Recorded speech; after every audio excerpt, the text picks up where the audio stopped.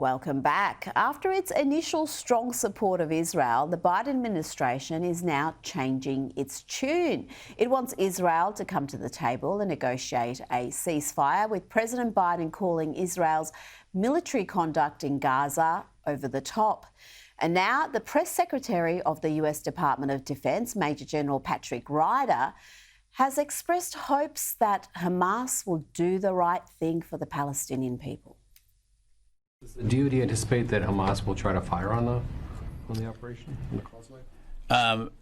Look, I mean, that's certainly a risk. Again, but if if Hamas truly does care about the Palestinian people, then again, one would hope that this international mission to deliver aid to people who need it would be able to happen unhindered.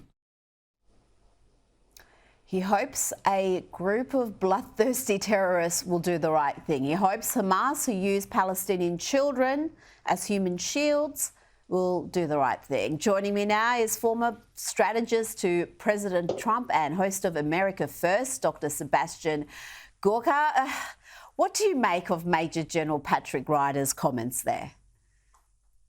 Well, before I erupt with regards to the Major General, let me just say, Rita, I have been a fan for many years. When I'm preparing for my 3 hours of daily radio or my weekly TV show on Newsmax, I just say, find out what Rita said, and we'll use a clip of hers. God bless you for what you do, especially when it comes to the senile old git in the White House. On my radio show today, I just unleashed against this man.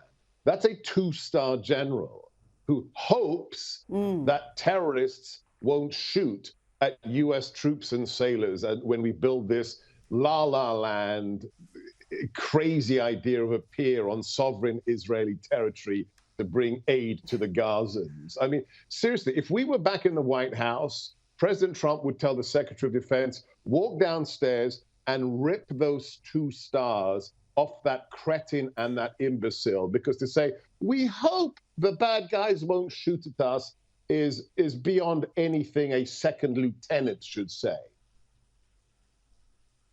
Well, this is the case. Hamas won't do the right thing by the Palestinian people, let alone US servicemen and women. I mean, the whole notion is so divorced from reality, but it's not just the Pentagon spokesman who has high hopes for Hamas. Here is Dr. Bonnie Jenkins, the Undersecretary of State for Arms Control and International Security Affairs, expressing how much she'd love to see a Palestinian state, despite having absolutely no idea who would lead it. Have a listen to this. You're here representing support for a Palestinian state, correct? Yes. Have you analyzed that support objectively? Yes. Who would you assess would lead that Palestinian state? You could name a group, but I'm saying Hamas, Palestinian Authority, Fatah, some other group. Who would lead it? I think that has to be something that's considered, but I think I would have to have a little. I don't feel comfortable saying that without. Have you not assessed what group would lead it? Have you or have you not assessed who would become the leader of that Palestinian state? This is part of a larger discussion. Don't even say who it is. Just answer, have you assessed it? Have you assessed who would lead it? Put it this way, there will be an assessment of this question within the U.S. government. I don't know where to start. What do you say to that? How are these people so unprepared and frankly clueless about what they're advocating for?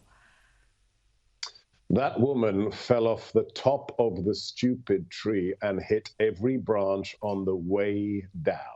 I wouldn't trust that woman to make me a cup of coffee or to walk my dogs. I mean, this is the perverse situation we find ourselves here in America. The greatest nation on God's green earth, the greatest military anyone has ever seen.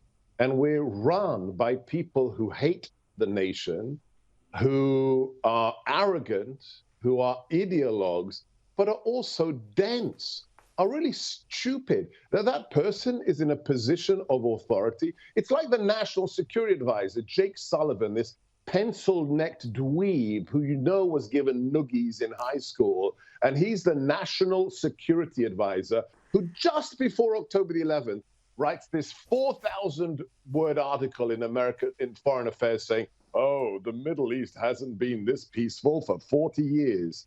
And then we have the greatest slaughter of innocents since the end of the Holocaust, since the end of the Shoah. And guess what? I'm sure you know this, Rita.